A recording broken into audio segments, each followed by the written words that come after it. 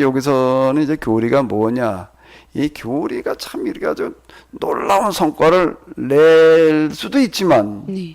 그게 자칫 잘못하면은 이제 큰 문제가 될 수도 있다. 라고 하는 거예요. 재해석을 하지 네. 않으면은 재해석을 하지 않으면 그 자체 내에 문제가 들어있는 거예요. 이게 교리예요. 네.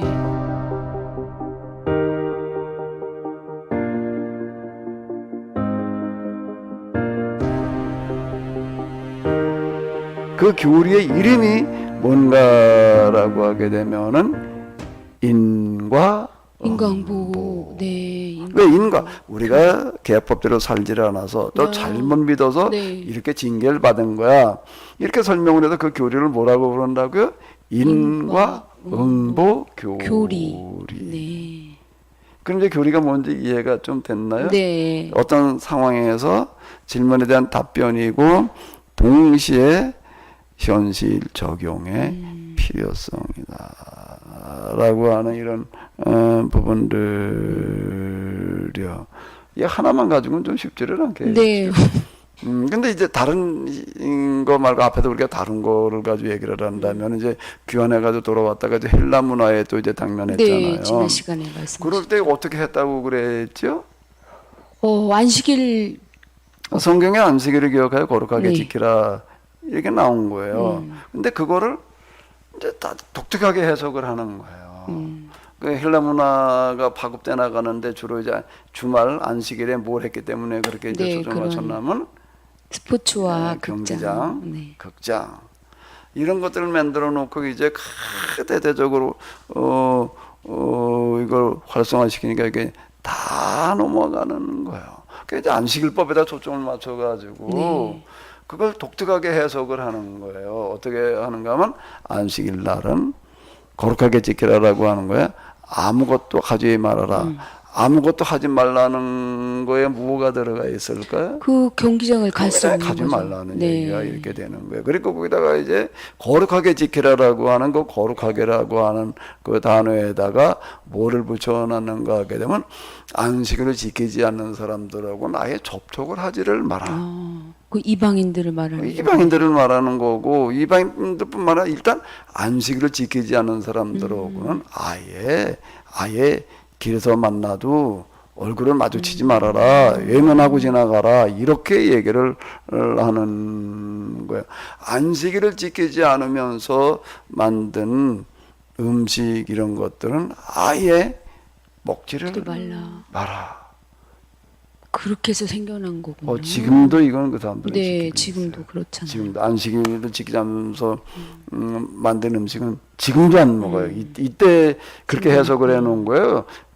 그 당시 그렇게 해석을 해놨거든요. 그 기내식 같은 거 보여주는 거 보니까 유대인들, 이스라엘 사람들이 우리 칼게 대한항공을 탔다 그러면 기내식을 안 먹는 거예요. 그 어떻게 해야 되는 건 그 사람이 탔다 그러면 할 수 없이 이스라엘에도 수입해다가 냉동실에도 넣어놨다가 갖다 줘야지나 먹는다. 뭐 이런 거 이제 한번 얘기를 하든 이렇게 만드는 거예요. 그리고 이것도 뭔가라고 하게 되면은 안식일 날은 1.5km 내지 2km 정도 이상은 걸으면 안 된다. 그것도 무슨 걸 염두에 두면서 만든 거겠어요? 경기장에 가지 말고 단지 그건 뭐만 하라는 얘기인가라고 하게 되면 그 1.5 내지 2km 반경 내에는 다 회당들이 있으니까 회당에 가서 그날은 뭐 하는 날인가 하면은 성경을 공부하는 그런 날이. 근데 이런 식으로다가 안식일법을 해석을 해 놓은 거예요. 그리고 여기까지가 끝이 아니에요. 또 앞에도 뭐가 봤잖아요. 있나요? 네. 안식일법을 이렇게 지키게 되면은 율법 모든 것들을 다 지킨 것이 되는 거고 하나님께서 그거를 인정해 주신다. 의롭다고 해 주신다. 이렇게 얘기를 하는 그 의인신앙이라는 게 이렇게 생기는 거거든요. 이래가지고 그걸 이제 지난 시간에 이렇게 봤던 것처럼 이제 헬라 문화에 대처를 하는데 신앙으로만이 아니라 또 헬라 제국에서 이제 군대를 보내고 그러니까 또 이제 저항운동이 일어나서 이제 묵신문학이 생겨났다 뭐 그랬잖아요. 이와 더불어 가지고 이렇게 적극적으로다가 이렇게 밀고 나가가지고서 결국은 이스라엘이 승리한 거예요. 네. 이 교리, 이게 또 교리예요. 그것도 교리다. 안식을 이렇게 지켜라. 네. 성경에서는 꼭 그렇게 지키라고 나와 있다는 게 아닌 거예요. 근데 그 당시 상황에서 그렇게 지키게 해야만 되니까 네. 그렇게 해석을 한 거예요. 자, 여기를 잘 이해를 해야 돼. 네. 헬라 문화가 이렇게 침투해 들어오니까 여기 이렇게 대처하려면은 안식일법을 가지고 대처하는 거가 제일 효과적이겠죠. 효과적일 수 있다. 근데 안식일을 어떻게 지키라고 그래야 되느냐? 그러니까 안식일을 거룩하게 지키라고 하는 건 원론이잖아요. 강론을 그 상황에 맞추어서 해석을 한 거예요. 그리고 결국 그들이 승리했어요. 요게 뭔가 하면 교리예요. 이 교리는 뭐라고 불러야 될까요? 안식일 교리. 네. 안식일 교리 또는 이제 그 거룩하게 지키라는 게 정결례 교리. 근데 그 안식일 교리 속에 이제 이렇게 포함되어졌다라고 이렇게 봐도 이렇게 될 텐데요. 그래서 이렇다라고 하는 겁니다. 이게 교리예요. 네, 목사님 교리에 대해서 조금 이제 이해가 되는 것 같습니다. 근데 교리는 네. 그것도 설명하지 않아도 될까요? 네, 그렇습니다. 근데 교리는 다양할 수 있어요. 네. 이게 이제 교리, 근데 우리 지금 오늘 우리를 예를 들자면은 기독교 교리가 있고, 기독교 전체인데 기독교인들이라면 다 그냥 그렇게 지켜야 되는 그런 기독교 교리라고 할 수 있는 게 있고, 그 다음에 기독교 내에도 개신교 같은 것도 여러 분파들이 있잖아요. 교단이 있잖아요. 그러니까 교단의 특징들이 달라요. 또 교단 교리가 있어요. 그러니까 장로교 교리, 네. 감리교 교리, 침례교 교리. 그러니까 이게 다양한 교리들이 이렇게 만들어지면서 우린 이렇게 믿는다, 이렇게 지킨다, 이렇게 되는 거예요. 그런 특징들을 이제 가지게 되는 네. 거거든요.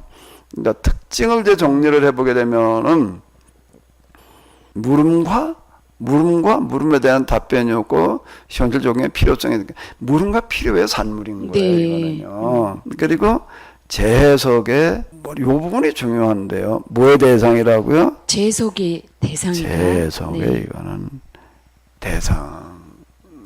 고정적인 게 아니에요. 그 독특한 상황에서 그렇게 해석을 한 거니까. 그런데 저는 그동안 교리하면은 변하지 않는 이 진리 정도로 제가 이렇게 이제 그러니까 이게 지금 진리가 한 아니냐. 종교의 기본 이론, 종교의 체계화된 본질적 가치 이렇게 정의를 해놓으니까 이제 여기에서 이제 문제가 생긴 거예요. 그러니까 이제 여기에 안고 있는 문제는 바로 여기에 들어 있어요. 네. 뭐를 하지 않는 거라고요? 세상 고정시켜 놓으니까 이제 이게 문제가 됐던 거거든요. 이제 여기서는 이제 교리가 뭐냐? 이 교리가 참 이렇게 아주 놀라운 성과를 낼 수도 있지만, 네. 그게 자칫 잘못하면은 이제 큰 문제가 될 수도 있다. 라고 하는 거예요. 재해석을 하지 않으면 재해석을 하지 않으면 그 자체 내에 문제가 들어있는 거예요. 이게 교리예요. 네. 이게 그러니까 교리를 이렇게 정의를 해놓게 되면 한 종의 기본 이론, 종교 체계화된 본질적 이래 놓으면은 이제 이게 네, 그 사전적 의미는 변하면 안 되는 거예요. 근데 요걸 왜 그러면은 사전에서 이렇게 얘기를 해놓고 닥트린 크리드 도그마가 명확하게 구분이 안 되는가라고 그러면 닥트린도 교리라고 그러고 크리드도 교리라고 그러고 도그마도 교리라고 이게 뭐가 어떻게 됐다는 거야? 뭐 교리란 단어를 그냥 세계 그냥 뭐 필요에 따라 쓰나 보네 그냥 이렇게 이제 생각하게 되니까 여기가 이제 이 문제가 된다. 근데 목사님 궁금한데요. 그 교리는 그 종교에서 그 특히 성경을 원론으로 해서 이렇게 바르게 살도록 가르침이잖아요. 적용할 수 있게.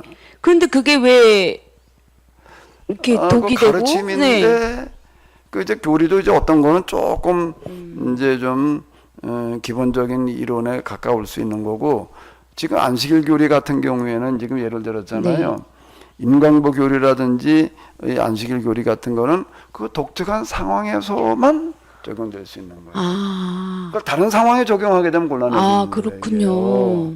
그건 헬라 문화라는 그런 상황 속에서만 효과를 발휘하는 이방인하고는 접촉하지 마라 이렇게 얘기를 한 거지. 네, 그건 그건 애들을 보고 이방인들하고 레슬링 하지 말아라. 그런데 가지 말아라. 이런 그렇게 말하기 위해서 그렇게 얘기를 했다는 거거든요. 그렇군요. 근데 그걸 계속 그냥 이렇게 얘기를 하니까 이제 이게 문제가 된 거야.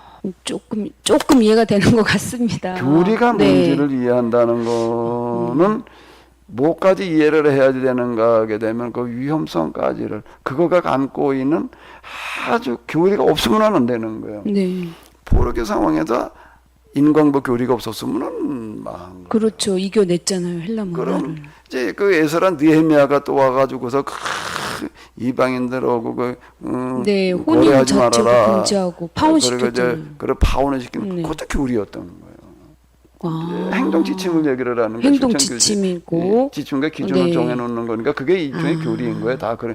그러니까 오늘 우리 설교도 일종의 이런 형태를 가지고 있는 거예요. 이런 성격을 가지고 있다고요. 그러니까 이게 아니면은 신앙생활을 뭘 어떻게 해야 될지 그쵸. 기준이 없어지니까 그렇게 해가지고 이겨내는 놀라운 그런 효과를 내는 그 세계에서의 기적이다 이렇게 얘기를 할 수 있는 네. 결과를 만들어 내는데 동시에 그 안에 가장 큰 효과를 냈다라고 하게 되면 가장 큰 독이 들어 있다는 거예요. 놀라운데요. 잠깐 그게 조금 어려운가요?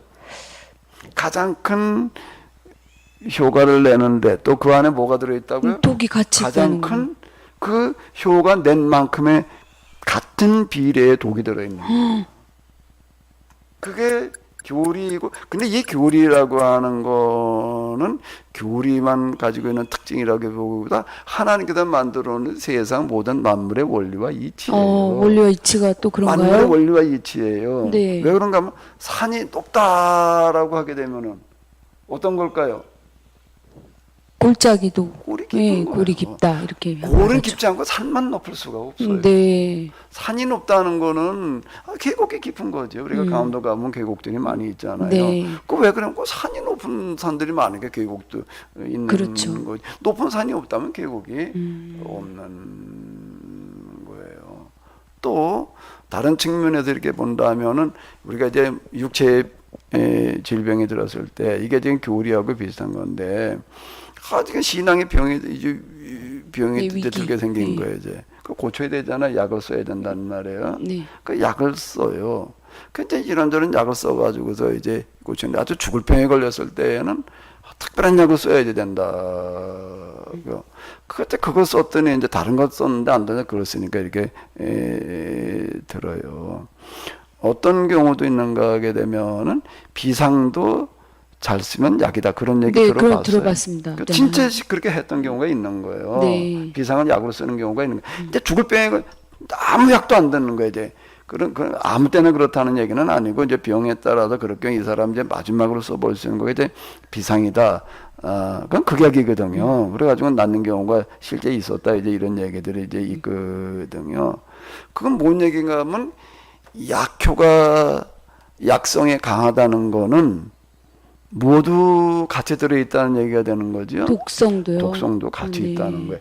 약성만 있고 독성만 있는 거, 독성이 없는 건 없어요.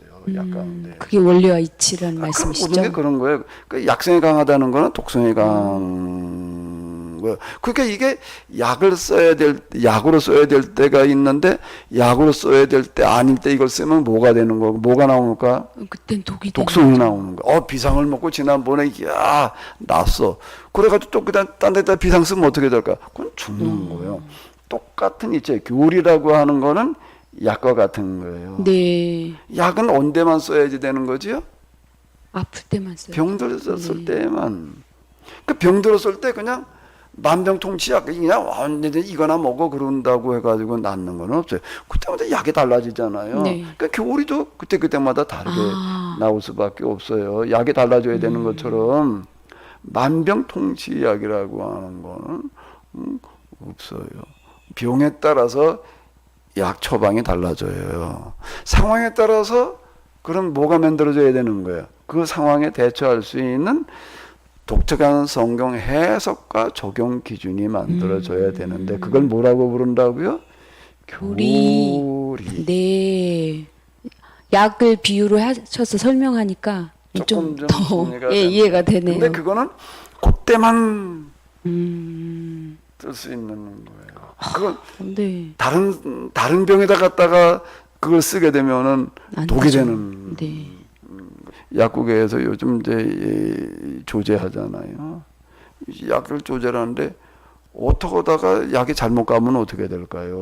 큰일이죠. 그럼 약국이 망하는 거예요. 그 책임져 줘야지 돼요. 그래가지고 그 약국 운영하는 분 이렇게 보니까는 이제 여러 약사도 가지고 있는데 마지막은 혼자서 그걸 처방전하고 다 일일이 대조를 하더라고요. 그래가지고 주는 거야. 실제 그런 문제가 하나 생기게 되면 이건 약국 한순간에 망하니까. 네. 그래 그 사람이 뭐 큰 문제가 생겼다 그러면 어떻게 해결을 할 거예요, 그거는요. 그러니까 만약 죽었다 그러면 이건 방법이 없는 거예요. 약을 잘못하면 죽을 수도 있는 거거든요. 그러니까 비일비재하죠. 그게 약과 교리라는 걸로다가 아마 이렇게 좀 비유를 하면 조금 쉽지 않을까. 네, 잘 이해됐습니다, 목사님. 조금 더 이해가 네. 되셨을. 네, 목사님. 근데 지금도 이 교리가 문제가 되고 있다 하는 그 궁금증이 생기는데요. 네네. 이게 거기에 대한- 재해석은 어떻게 해야 되는가 하면 상황이 바뀔 때마다 네, 교리가 다시 나와야 되는 거예요. 해석이 다른 해석이 나와야 되는 네. 거예요. 그래서 매 세대라고 하는 건 한 세대가 20년에서 30년, 30년 이게 아니라 매 세대라는 요 단어는 상황이 바뀔 때마다 아, 어떤 필요성이 있을 때마다 그 말씀이시군요. 그게 맞춰서 성경을 해석을 하고 네. 그 다음에 행동 지침을 제시해 주어야 된다라고 하는 거가 교리. 네. 그럼 어떤 교리는 뭐 100년도 갈 수 있고 어떤 교리는 상황에 따라서 또 40년, 뭐 30 이렇게 또 바뀔 수 있다는 말씀이시죠? 예, 그런데 그렇게 오래 갈 수 있는 교리라고 하는 거는 거의 없어요. 아, 그런가요? 예, 그런 경우는 왜 그런가 하면 그 교리는 다 그 독특한 상황의 산물이기 때문에.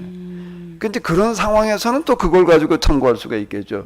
그런데 이제 그런 경우는 거의 없고 항상 새로운 상황이 이제 생겨나기 때문에요. 그건 지나간 교리들은 참고의 대상이에요. 네. 그냥 그대로 답습해야 될 대상이 아니라 그 상황에서 그때 그렇게 했었어. 근데 지금 상황은 그거가 비슷하니까 이제 그건 더 이제 갖다 우리가 활용할 수 있는 여지가 있을 뿐이지.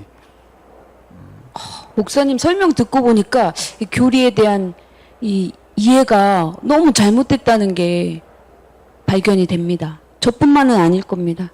그게 이제 그게 잘못되면 어떤 결과가 오느냐는 건 이제 뒤에 가서 봐야 돼. 지금 여기서 그것까지는 다룰 수가 없으니까. 그게 도구마라는 거. 예. 도구마라는 단어가 이제 그걸 말하는 독하고 거거든요. 도구마하고 비슷한 네. 그건 이제 뒤에 가서 따로 좀 얘기를 해야 될 네. 거예요. 그 이제 이거 간단한 얘기가 좀 아니거든요. 역사적인 교훈이라는 게 있습니다. 이 역사적인 교훈, 역사의 평가, 왜 역사 그렇게 얘기를 하느냐라면 이게 제일 객관화된 그런 대답이기 때문에 자꾸 역사를 이제 우리가 언급을 하게 되는데요. 역사적인 교훈이 뭘까요? 교리 때문에 생겨날 수 있는 역사적인 교훈. 예수님께서 말씀하셨어요. 이거에 대해서. 아주 다들 이 신약 성경, 특히 복음서는 이 문제를 다루고 있는 책이다. 교리를 다루고 있는 책이라고 하더라도 전혀 과언이 아니에요. 유대교 교리 때문에 일어나는 문제를 다루고 있다. 예수님께서 하시는 그 모든 것들이 이거다라고 설명이 가능해요. 그 교리와의 갈등이란 이 말씀이죠. 교리적인 문제를 다루고 있다라고 해도 전혀 과언이 아니에요. 얼핏, 예, 그만큼 그렇습니다. 이제 이게 비중이 큰 건데 우리는 전혀 이거에 대해서 이해를 못하고 중요성을 간과하고 있다라고 하는 거예요. 예수님께서 뭐라고 말씀하셨냐면은 말씀하셨다고요? 네.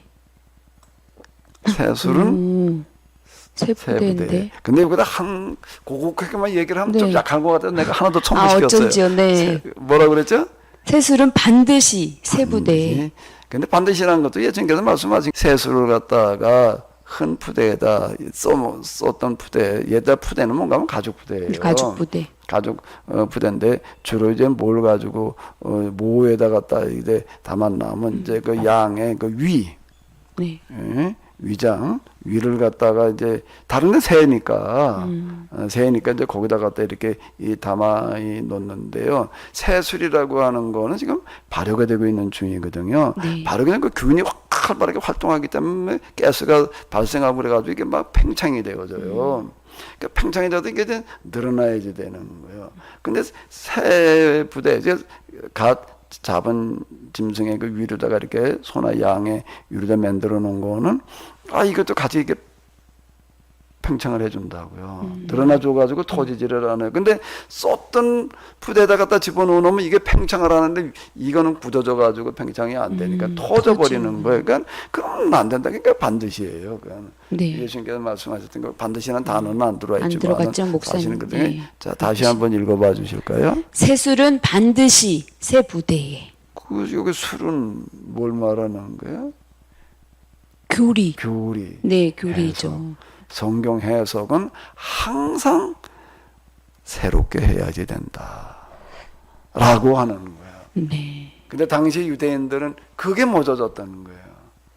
전에 것 같아 계속 유지하려고 했던 게 문제인데, 그 이제 뒤에 가가지고서 네. 그것 때문에 발생되는 거거든요. 네. 놀라운 효과도 내지만 또 모두 될 수가 있다. 네. 그에 상하는 독이 될 수도 될 수 있다. 있다. 네, 오늘 이 시간 교리에 대해서 정확하게 이해되는 시간이었습니다, 목사님. 네네. 네, 오늘 이야기 감사합니다. 네, 네. 수고하셨습니다.